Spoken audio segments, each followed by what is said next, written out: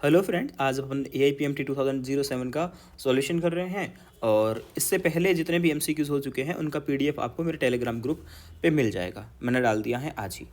Okay, और अब अपन शुरुआत करते हैं क्वेश्चन का। पहला क्वेश्चन अपने से बोलता है कि आपको इलेक्ट्रॉनिक कन्फिग्रेशन दे रखे हैं और उसको बताना है उसमें से आपको कि लोएस्ट IP किसकी होगी। तो ऐसा क्वेश्चन जब भी आए तो पहले पता करो कि ये है कौन। इलेक्ट्रॉनिक कन्फिग्रेशन से आप एलिमेंट पहचानो। ये इलेक्ट्रॉनिक कन्फिग्रेशन आप देखोगे ना, 2 4 और 6 10 इलेक्ट्रॉन है। 10 इलेक्ट्रॉन वाला कौन होता है? नियॉन होता है। ये कौन है? 4 और 5 9 पे कौन होता है? फ्लोरीन होता है। उसके बाद ये कौन है? ये है नाइट्रोजन। और ये कौन है? सोडियम। इलेक्ट्रॉन का नंबर काउंट किया, एलिमेंट पहचान लिए। अब अपने को पता है कि IP की अगर बात करें तो left to right IP increase होती है और down the group IP decrease होती है। बेसिक सा कंसेप्ट है। अब अपन इनको सेट कर देंगे। नाइट्रोजन यहाँ आएगा, अब फ्लोरीन यहाँ आएगा, नियॉन यहाँ आएगा और सोडियम यहाँ आएगा। अब पीरियोडिक टेबल के अकॉर्डिंग ऐसा ही होगा। अब लेफ्ट टू राइट जाओगे तो IP इंक्रीज होगी। तो इन तीनों में से IP का ऑर्डर ये वाला होगा। ठीक है, इनमें तो सबकी नाइट्रोजन, इन तीनों में से अगर देखोगे तो नाइट्रोजन की IP सबसे कम है। बट नाइट्रोजन और सोडियम में से कंपेयर करोगे तो नाइट्रोजन पीरियोडिक टेबल में ऊपर में है, सोडियम नीचे है। तो नाइट्रोजन की IP सोडियम से भी ज़्यादा होगी। तो सबसे कम IP किसकी होगी? थर्ड ऑप्शन सोडियम की, सॉरी ये सोडियम की होगी, ये वाला नहीं, फोर्थ ऑप्शन होगा। ओके, बढ़े आगे। अगला क्वेश्चन है। अगले क्वेश्चन में अपने को एक एलिमेंट है X, उसके 3 आइसोटॉप मिल रहे हैं, X200, X199, X202। इनका एवरेज कितना होगा? तो वैसे एवरेज का फॉर्मूला निकालने का होता है M1x1 plus M2x2 plus M3x3 upon X1 plus X2 plus X3। कुछ लोग इसको A भी लिख देते हैं, ठीक है, अपन A भी लिख देंगे तो कोई दिक्कत नहीं। M लिखो, A लिखो, कोई फ़र्क नहीं पड़ेगा। ये जो A है वो उसका ऊपर जो दे रखा है वो A वाला नंबर है, एटॉमिक नंबर, और X है इसका परसेंटेज। तो ये अपने पास में एवरेज A इसका निकल आता है। तो इसको आप सॉल्व भी कर सकते हो। कैसे? 200 into 90% plus 199 into 8% plus 202 into 2%, और नीचे सारे परसेंटेज को ऐड करोगे तो 100 आएगा। इसको सोल्व करोगे तो आंसर आएगा आपके पास में 200। 200 क्यों आएगा? देखो, इसको है ना सॉल्व करने का, इतना सॉल्व करने का था ही नहीं। आपको क्या देखना था कि सो सबसे ज़्यादा रहेगा ना, जिसकी क्वांटिटी सबसे ज़्यादा रहेगी ना, आंसर उसी के बराबर आएगा। तो 200 के बराबर ही आंसर आएगा। 200 के बराबर आंसर क्या होगा? एक तो 199 है, बट 199 तो यहाँ पे नहीं है। 199 तो खुद बहुत कम है, तो 199 होगा नहीं। 200 का 200 ही होगा फिक्स। जितना पास में आंसर लिखा हो उसी को टिक कर देते हैं। तो क्या होगा? जो सबसे ज़्यादा है उसी के पास वाला आंसर होगा। उसी के पास कौन है? वो खुद ही है। ठीक है, अगला क्वेश्चन है। अगले क्वेश्चन में अपने को सल्फ्यूरिक एसिड की 98% दे रखी है। 98% मास तक है वो, और उसकी डेंसिटी भी दे रखी है। और वॉल्यूम कितना चाहिए? अगर उसको देखो, यहाँ पर M1V1 बराबर M2V2 लगेगा। क्यों लगेगा? क्योंकि आपको एक ये क्या दे रखा है, एक तरह से मोलरिटी दे रखी है, और वॉल्यूम पूछ रहा है। दूसरा वॉल्यूम और मोलरिटी दे रखी है, कोई दिक्कत नहीं होगी आपको। तो अब आप इसकी बात करें तो M1V1 बराबर M2V2 करके अपन सॉल्व करेंगे इसको। अब सबसे बड़ी बात है कि M2 तो डायरेक्ट दे दिया 0.1, वॉल्यूम भी दे दिया, उसका वॉल्यूम फाइंड करना। लेकिन जो M1 है ना, वो डायरेक्ट नहीं दिया, उसमें डेंसिटी दे रखी है। तो जब भी आपको डेंसिटी दे दे तो M निकालने का फॉर्मूला होता है M बराबर 10 डेंसिटी और परसेंटेज अपॉन मॉलिकुलर वेट। ये एक फॉर्मूला है फिक्स, जो आपको काम में लेना है। और जब मैंने आपको सॉल्यूशन के फॉर्मूलेज पढ़ाए थे, सॉल्यूशन चैप्टर पढ़ाया था, तब उसमें ये फॉर्मूला भी आपको बताया था। ओके, तो आपको इसका डायरेक्ट पता होना चाहिए। रहेगा पता कैसे? फॉर्मूला पता रहेगा 10 और फिर डेंसिटी कितनी दे रखी है? 1.80, ठीक है। फिर उसके बाद परसेंटेज कितना दे रखा है? 98% दे रखा है, ठीक है। अब उसके बाद अपन आते हैं H2SO4 का मॉलिक्यूलर वेट। तो H2SO4 का मॉलिक्यूलर वेट बहुत सारे लोग आपको डायरेक्ट याद भी होना चाहिए, ठीक है। तो वो 98 होता है। कैसे निकालते हैं सल्फ्यूरिक एसिड का? सल्फ्यूरिक एसिड का ऐसे निकालेंगे, H2SO4। सल्फर हाइड्रोजन का 2, सल्फर का 32, और ऑक्सीजन का होता है 1 का 16, तो इसका हो जाएगा 64, होगा 64। इनको ऐड करोगे तो आ जाएगा 98। तो ये आपको याद रखना चाहिए कि 98 है। इसको सॉल्व करोगे कितना आ जाएगा, ये आ जाएगा आपके पास में 10d% अपॉन मोलिकुलर वेट। तो कितना आ गया आपके पास में 10 इंटू 1.80, तो कितना हो गया 18.0, यानी कि 18 आ गया m1। अब आप इस फॉर्मूले में रख दीजिए 18 इंटू इसका वॉल्यूम कैलकुलेट करना है बराबर m2 कितना दे रखा है 0.1 इंटू इसकी मोलिलिटी वॉल्यूम 1 लीटर दे रखा है। तो आपका आंसर जो आएगा वो लीटर में आएगा पहली बात तो, क्योंकि ये लीटर में रखा है। अगर आपको ml में आंसर चाहिए तो इस लीटर को 1000 कर दीजिए, तो अब आंसर आ जाएगा 1 लीटर मतलब कि 1000 ml। तो ml में रख दिया तो V1 कितना आ जाएगा 0.1 इंटू 1000, 0.1 इंटू 1000 कितना हो जाएगा आपके पास में 100। तो 100 आएगा, अपॉन में 18 का डिवाइड कर देंगे आप। तो 100 में 18 का डिवाइड कीजिए, कितने बार आएगा करीब आप, अब पता है नीचे अगर 20 होता तो 20, ये कितना हो जाता 100/18। मान लीजिए इसको नीचे वाले को 20 मान लो तो कितना जाएगा 5 आएगा, पर ये थोड़ा सा कम है, आंसर थोड़ा सा ज़्यादा आ जाएगा। आसान था ये भी क्वेश्चन, बहुत आसान था, बट हाँ ये फॉर्मूला आपको याद रखना पड़ेगा, m बराबर 10d% अपॉन मोलिकुलर वेट, वरना आप क्या करोगे इस परसेंटेज को वे ऐसा लिखोगे कि 98 ग्राम है 100 ml में है, फिर वॉल्यूम निकालोगे डेंसिटी से, तो उसमें थोड़ी दिक्कत होती है। अगला क्वेश्चन अपने पास में बोल रहा है कि आपको बताना इसमें से क्या चीज़, क्वांटम नंबर्स दे रखे कौन सी पॉसिबल है कौन सी पॉसिबल नहीं है। तो अब आपको पहले इनके ऑर्बिटल बनाने पड़ेंगे। आपको अगर मैं लिखूँ ना 4s, तो इसका मतलब क्या होता है कि n की वैल्यू 4 है, और ये s क्या देगा l की वैल्यू देता है l की वैल्यू। बहुत बार आपको बता भी रखा है मैंने कि भाई l की वैल्यू s के लिए होती है 0, p के लिए होती है 1, d के लिए होती है 2 और f के लिए होती है 3। ओके, अब अपन चेक करते हैं। पहला बोला है 3 और 0, मतलब n बराबर 3 और ये क्या हो गया 3s, तो 3s पॉसिबल होता है, तो मे बी ये पॉसिबल हो सकता है, अभी आगे की बात बाद में करेंगे। और ये क्या है 2 और ये है 2, मतलब 2d, क्या 2d ऑर्बिटल पॉसिबल होता है क्या, नहीं, d कम से कम 3 पॉसिबल होता है, तो b वाला पॉसिबल नहीं है, तो जहाँ जहाँ b आएगा वो आंसर आएगा अपना। ठीक है, ये तो आंसर नहीं हो सकता अपने, क्योंकि अपने को पूछा कौन सा पॉसिबल नहीं है।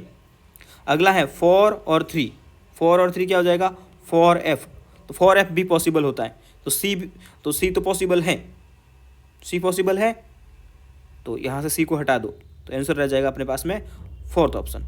d को देखोगे तो d क्या है 1, अब उसके बाद चेक करने की जरूरत नहीं है वैसे आपको। ठीक है, आगे बढ़ते हैं। बोलता है KMnO4 का कितने मोल काम में आएंगे अगर उसकी रिएक्शन H2SO4 के एक सल्फाइड आयन के साथ में 1 मोल से करवाए। सल्फाइड मतलब SO3। ठीक है, तो वैसे आपको पता होता है KMnO4 ऑक्सीडाइजिंग एजेंट है, तो SO3 को किस में कन्वर्ट कर देगा SO4-2 में, उसका ऑक्सीडेशन कर लेगा। तो KMnO4 कुछ, अब ये भी पता होना चाहिए कि एसिडिक मीडियम में KMnO4 कहाँ से कहाँ जाता है, ये भी पता होना चाहिए। वैसे ही NCERT की ही रिएक्शन है डी ब्लॉक में। तो SO3 तो कहाँ से कहाँ गया, ये कहाँ गया है, इसकी ऑक्सीडेशन स्टेट निकालो, x - 6 बराबर -2, तो x बराबर +4, कहाँ से गया है +4 से +6 में जा रहा है। देखिए कहाँ जा रहा है +6 में जा रहा है, तो इसका क्या हो गया ऑक्सीडेशन। MnO4 कहाँ जा रहा है +7 से +2 में जा रहा है, इसका क्या हुआ रिडक्शन। अब आप चेक करोगे यहाँ पर कितने कम मोलिकुलर कितने वेल का चेंज आया है, यहाँ पर 6 - 4 यानी कि 2 का चेंज आया, और यहाँ कितने का आएगा 7 - 2 5 का। वैसे हर किसी को ये पता होता है डायरेक्टली कि वैलेंस फैक्टर KMnO4 का एसिडिक मीडियम में 5 होता है, डायरेक्ट याद होता है। ओके, तो अब अपन इसके लिए जब भी ऐसा क्वेश्चन आता है, क्वेश्चन पहले आते थे ऐसे, तो अब इनको इक्विवेलेंट बराबर कर देते हैं। तो इक्विवेलेंट ऑफ KMnO4 बराबर इक्विवेलेंट ऑफ SO3, और इक्विवेलेंट क्या होता है, इक्विवेलेंट होता है मोल इंटू वैलेंस फैक्टर। तो इसके मोल तो पता करने हैं, और वैलेंस फैक्टर KMnO4 का कितना है 5, और इसके मोल कितने दे रखे हैं क्वेश्चन में आपको 1 मोल दे रखा है, वैलेंस फैक्टर कितना निकाल दिया 2, तो इसके मोल कितने आ जाएंगे 2/5। मोल इंटू वैलेंस फैक्टर बराबर mole into valence factor. Valence factor कैसे निकाला कि कहाँ से कहाँ तक चेंज होगा, ये बहुत कॉमन सी बात होती है कि सल्फाइड सल्फेट में कन्वर्ट होगा, क्योंकि ये ऑक्सीडाइजिंग एजेंट है KMnO4। उसके बाद अगला तो फॉर्मूला है सिंपल सा हाफ लाइफ का। अगला क्वेश्चन, इस क्वेश्चन में आपको दे रखी हैं 2 मैकेनिज्म दे रखी हैं। ठीक है, एक ये वाली मैकेनिज्म A और एक ये वाली मैकेनिज्म B।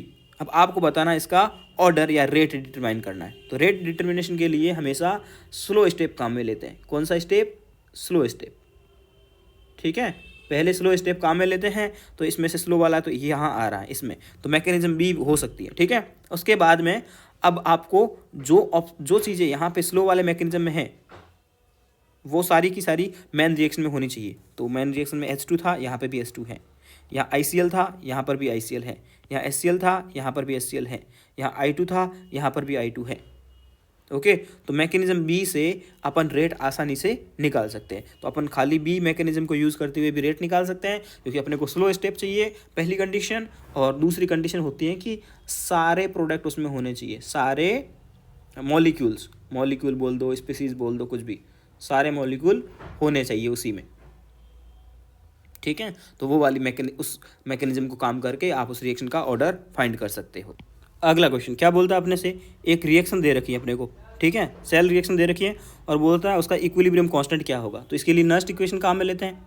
क्या कहा नस्ट इक्वेशन होती है, E बराबर E0 minus 0.06 upon n log of product upon reactant, ये होती है। या फिर जब अपने को K निकालता होता है तो यहाँ पे K लिख देते हैं, ओके।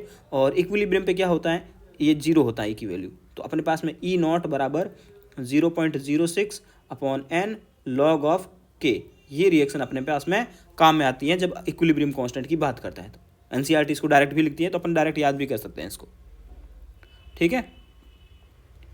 तो यहाँ पे अगर आप वैल्यू रखोगे तो कितनी आ जाएगी आपके पास में, E0 आपको डायरेक्ट दे रखा है 0.46 और 0.06 अपॉन n कितना होगा इस रिएक्शन के लिए, कॉपर 0 से 2 में जा रहा है, Ag 0 से +1 में जा रहा है, बट उसके भी 2 एटम दे रखे हैं, तो n की वैल्यू कितनी हो जाएगी आपके पास में, 2 लॉग ऑफ K, ठीक है। अब इसको सॉल्व करते हैं, तो लॉग K बराबर क्या हो जाएगा, लॉग K बराबर हो जाएगा आपका, पॉइंट से पॉइंट हटा दोगे तो इधर कितना हो जाएगा 46 इंटू 2 अपॉन 6, तो ये पास आपका कितना आ जाएगा 46/3, और इसको 45 मानो तो ये आ जाएगा 15, कितना आ जाएगा 15 आ जाएगा, ओके। तो लॉग K बराबर आ गया आपके पास में 15। अब अगर आपको चाहिए है K, तो इसका एंटी लॉग ले लोगे, तो एंटी लॉग जब भी लेते हैं तो ये जितनी भी वैल्यू होती है वो उसके पावर में चली जाती है, तो आंसर आएगा 10 की पावर 15। आसान क्वेश्चन, ओके। इसको थोड़ा सा हल्का सा ऊपर सेटअप कर देते हैं, फिर बढ़ते हैं अपन नेक्स्ट क्वेश्चन की तरफ। अगला क्वेश्चन क्या बोल रहा है अपने से, कुछ फ्रीजिंग पॉइंट वगैरह का क्वेश्चन है, ठीक है। फ्रीजिंग पॉइंट वगैरह का क्वेश्चन है तो आसान है, ये तो कोई दिक्कत है नहीं इसमें। तो आपको स्मॉल m दे दिया डायरेक्ट, पेन चेंज कर लेता हूँ मैं यहाँ पे, स्मॉल m डायरेक्ट दे दिया, कितना दिया है 0.5, और HX दिया है, और वो 20% आयोनाइज्ड होता है। अब जब आयोनाइज्ड होता है तो अपने पास में डेल्टा F का जो फॉर्मूला होता है वो कुछ अलग आ जाता है, ठीक है। तो आपको पता है डेल्टा TF बराबर आता है वहाँ पे I into KF into small m। अब I निकालना पड़ेगा, I बराबर होता है 1 minus alpha plus n alpha, okay, formula होता है ये। तो I बराबर 1 माइनस अल्फ़ा का मतलब होता है वो कितना परसेंट डिसोसिएट हो रहा है, अल्फ़ा कितना हो गया आपके पास में 20%, यानी कि 0.2, ओके, प्लस n कितने पार्ट में टूटेगा, ये तो HX है तो 2 आयन में टूटेगा, H प्लस और X माइनस में, तो 2 आ जाएगा, 2 इंटू 0.2, तो ये कितना हो जाएगा, I की वैल्यू आपके पास में हो जाएगी 1.2, हो गया I की वैल्यू 1.2। डेल्टा TF अपने को फाइंड करना है, और I यानी कि 1.2, और KF अपने को डायरेक्ट दिया है 1.86, और ये भी दिया अपने को डायरेक्ट। 0.5 को 12 से मल्टीप्लाई करोगे तो ये आ जाएगा 0.6, 12 पंजे 60, और उसके बाद 2 नंबर के बाद पॉइंट लगा देंगे, 0.6 इंटू 1.86। तो पहले क्या करो, आप इसको मल्टीप्लाई कर दो इन दोनों को आपस में, तो मल्टीप्लाई कराना तो आसान है, तो 6 इंटू 6 36, 8 संग 48, और 3 51, और 6 एकम 6 और 5 11। उसके बाद पॉइंट कितने नंबर के बाद लगाना है, 3 नंबर के बाद, क्योंकि 2 इधर आ रहे हैं 1 इधर आ रहा है, तो 3 नंबर के बाद आप पॉइंट लगा लोगे, तो कितना आ जाएगा आंसर 1.116 आएगा आंसर। 1.116 को अगर 2 नंबर में डिवाइड करना है तो 1.112 कर दोगे इसको आप राउंड फिगर करके, हो गया आंसर, ठीक है, तो आंसर तो आपको ऑप्शन में मिल ही गया होगा।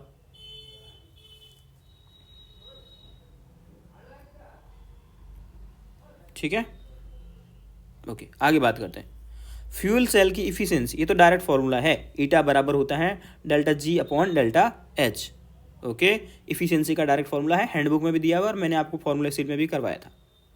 अगला क्वेश्चन यहाँ पर बहुत सारी रिएक्शन दे रखी है, 1 2 3 4, और बोल रहा है कि H2O के फॉर्मेशन की। तो हीट ऑफ फॉर्मेशन आपको मैंने बताया था कौन सी रिएक्शन होती है, अगर उसको अपन उसके वो जिस फॉर्म में मिलता है ना उस फॉर्म से उसको बनाए। जैसे वाटर बनाना है तो आप क्या लोगे, ऑक्सीजन, क्योंकि ऑक्सीजन ऑक्सीजन के फॉर्म में मिलती है। ठीक है, साथ में क्या लोगे, हाइड्रोजन लोगे, तो क्या बन जाएगा ये H2O। ऐसा जिसमें रिएक्शन में भी आ रहा हो वही आंसर होगा। तो यहाँ बना रहा है आयंस से, आयंस पॉसिबल नहीं है, आयन से नहीं बनाना है, वो किस फॉर्म में एग्जिट करता है, ठीक है, किस फॉर्म में रहता है वो लेना है। यहाँ पर H2O2 और H2O ये सही लग रही हैं, यहाँ CO2 आ गया, यहाँ ये आ गया, नहीं, जिस फॉर्म में एग्जिस्ट करता है उसी फॉर्म को आप आंसर करोगे।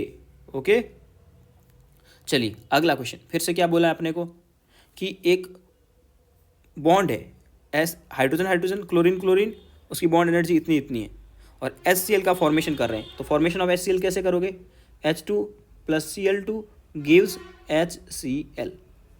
अब यहाँ 2 आना चाहिए, बट 2 नहीं बनाना। जब भी फॉर्मेशन की बात करेगा राइट साइड 1 मोल होना चाहिए, 1 मोल होना चाहिए। फॉर्मेशन का यही मतलब होता है, 1 मोल का फॉर्मेशन करना है और उससे करना है जो उस फॉर्म में एग्जिस्ट करता है। ठीक है, कोई दिक्कत नहीं है। ठीक है, तो अब आपको यहाँ हीट ऑफ फॉर्मेशन क्या करोगे, प्रोडक्ट माइनस रिएक्टेंट। तो प्रोडक्ट की हीट कितनी होगी आपके पास में,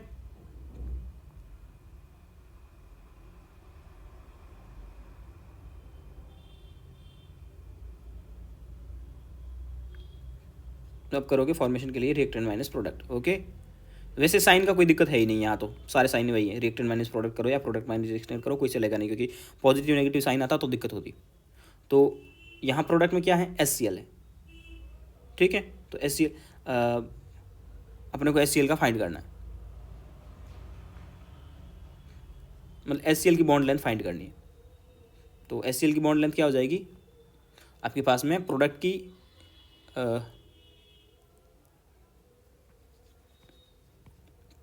डेल्टा, फॉर्मूला लिखता हूँ मैं सही से, रिएक्टेंट माइनस प्रोडक्ट। ओके, कोई दिक्कत, क्योंकि साइन का कोई दिक्कत है नहीं।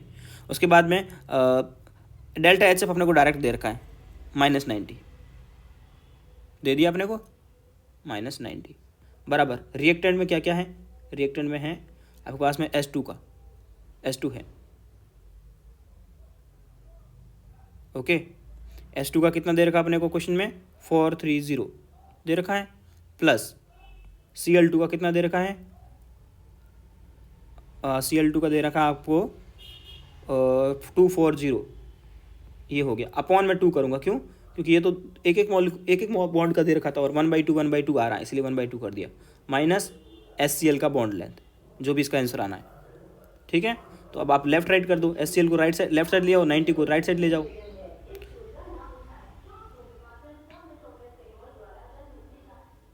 तो HCl बराबर क्या होगा,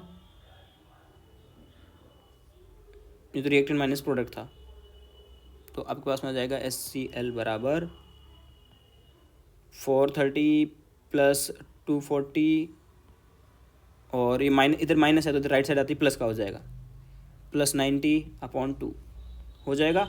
इनको ऐड करो, 400 और 200 कितना हो जाएगा, 600, 600 और 90, 690, 690 और ये हो जाएगा 70, तो हो जाएगा 760, कुछ 760 का आधा और करना है तो कितना आ जाएगा, कुछ 380।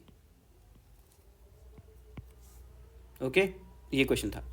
एब्जॉर्प्शन एडजॉर्प्शन अपने से हट चुके हैं। ये वाला क्वेश्चन भी मैं आपको बहुत बार करवा चुका हूँ। इस क्वेश्चन में आपको क्या करना होता है, इस क्वेश्चन में आपको करना होता है कि इनको बोलते हैं क्वेश्चन रिएक्शन और इसको बोलते हैं आंसर रिएक्शंस। अब क्या बोल रहा था, equilibrium constant for the, question reaction दी नहीं, पहले आपने को लिखनी पड़ेगी। Oxidation of the NH3 by given NO is, NH3 का ऑक्सीडेशन मतलब कि NH3 में ऑक्सीजन ऐड करना है आपको, okay, by given to oxygen to give NO। Okay, तो और ऑक्सीडेशन करोगे तो फिर क्या बनेगा, यहाँ से नाइट्रोजन मिल जाएगा, N2 मिलेगा इस साइड में, और बाई गिवन NO भी इसको देना है, NO मतलब NO से ऑक्सीडेशन करना है, NO देना है इधर, यही तो बोला है, ऑक्सीजन गिव टू NO, तो ये आएगा ऐसे। तो NH3 इस रिएक्शन में कहाँ है, लेफ्ट साइड में, इस रिएक्शन में कहाँ है, राइट साइड में।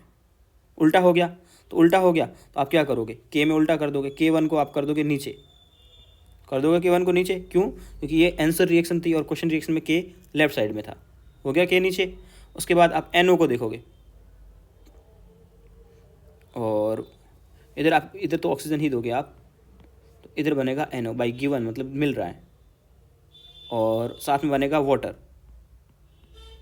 तो बाकी K2 और K3 दोनों राइट साइड आएंगे, क्योंकि NO भी राइट साइड है और H2 भी राइट साइड है, तो K2 और K3 भी राइट साइड आएंगे। अगला क्वेश्चन बहुत आसान सा है, अपने को POH कैलकुलेट करनी है, और बोला गया है H इतने H प्लस हैं, H3O बोलो या H प्लस बोलो एक ही बात होती है, ठीक है। तो पहले तो अपन H प्लस दे रखा है, H प्लस से आप क्या निकाल सकते हो, PH निकाल सकते हो। तो PH कितनी हो जाएगी, minus log of hydrogen ion minus log of, ये कितना दे दिया आपको, 1 × 10⁻−10, ये हो गया। अब आपको पता है अगर 10 की पावर x हो तो PH की वैल्यू वही x होती है, तो PH कितनी आ जाएगी आपके पास में, 10 आ जाएगी। PH 10 है तो आपको पता है POH निकालना है, तो आप क्या करोगे, 14 में से माइनस कर दोगे, तो POH कितनी आ जाएगी आपके पास में, 4 आ जाएगी, कितनी, 4 आ जाएगी। आसान क्वेश्चन था ये भी। अगला क्वेश्चन है, अपने को Ka दिया है और कंसंट्रेशन दिया है, और पूछ रहा है परसेंटेज डिसोसिएशन।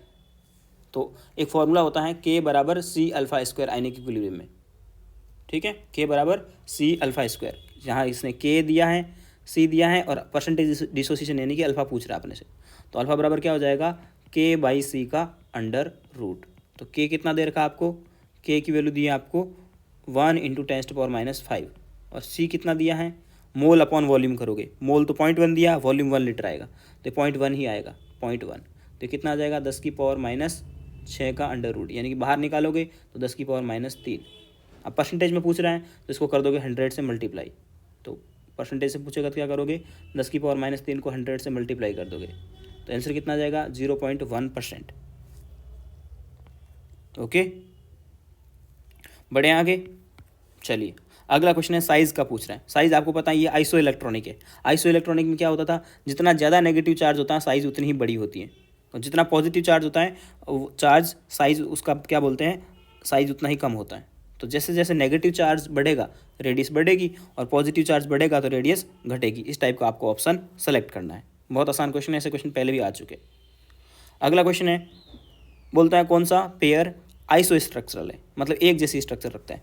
तो ये क्वेश्चन तो बहुत बार आता है, इन दोनों का अगर आप से चेक करोगे यही वाला क्वेश्चन बार बार आता है। BrO3 Ab3L3 है, ठीक है, Ab3L टाइप का मॉलिक्यूल है, और XgO3 को चेक करोगे तो ये भी Ab3L3 टाइप का मॉलिक्यूल है। जब दोनों मॉलिक्यूल के ये फॉर्मूले सेम आ जाते हैं तब वो आइसो स्ट्रक्चरल होते हैं। कैसे चेक करते हैं भाई, इसमें AB3 तो डायरेक्ट दिख ही रहा है, फिर बोरोमिन के पास में 7 इलेक्ट्रॉन थे, एक नेगेटिव का एक्स्ट्रा आ गया, 8 इलेक्ट्रॉन हो गए, 3 ऑक्सीजन 6 इलेक्ट्रॉन खा गए, पीछे बचे एक इलेक्ट्रॉन, सॉरी 2 इलेक्ट्रॉन, तो 2 इलेक्ट्रॉन का लॉन पेयर बनेगा 1।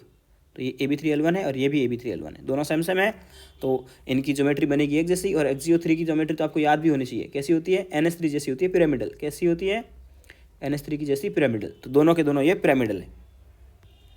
अगला पूछ रहा है, इनमें बॉन्ड लेंथ का ऑर्डर पूछ रहा है। तो देखो कार्बन कार्बन, आपको कार्बन मोनोऑक्साइड में ट्रिपल बॉन्ड होता है, और कार्बन डाइऑक्साइड में डबल बॉन्ड होता है, और कार्बोनेट की स्ट्रक्चर अगर आप देखोगे तो इसमें 3 ऑक्सीजन होते हैं, ठीक है, 3 ऑक्सीजन होते हैं ऐसे, कार्बन ऑक्सीजन ऑक्सीजन ऑक्सीजन। अब क्या करोगे, 3 ऑक्सीजन के ऊपर में 2 को तो मिल जाएगा नेगेटिव चार्ज, जिसको नेगेटिव नहीं मिलेगा उसको दे देंगे डबल बॉन्ड। अब यहाँ देखो, यहाँ बॉन्ड ऑर्डर है 3, यहाँ बॉन्ड ऑर्डर है 2, और यहाँ हो रहा है रेजोनेंस, तो बॉन्ड ऑर्डर आएगा 2 और 1 के बीच का 1.5। अब बॉन्ड ऑर्डर दे रखा है तो बॉन्ड लेंथ देख ही लोगे आप, बॉन्ड लेंथ किसकी ज़्यादा होगी, CO-3 की सबसे ज़्यादा होगी, फिर CO2 की, और बॉन्ड सबसे लेंथ कम किसकी होती है, ट्रिपल बॉन्ड की। तो आपको ये सिंपल सा क्वेश्चन बताना था। अगला क्वेश्चन है, किसकी प्रोटॉन एफिनिटी सबसे ज़्यादा होगी, प्रोटॉन H+ को कौन सबसे ज़्यादा आसानी से एक्सेप्ट कर लेगा।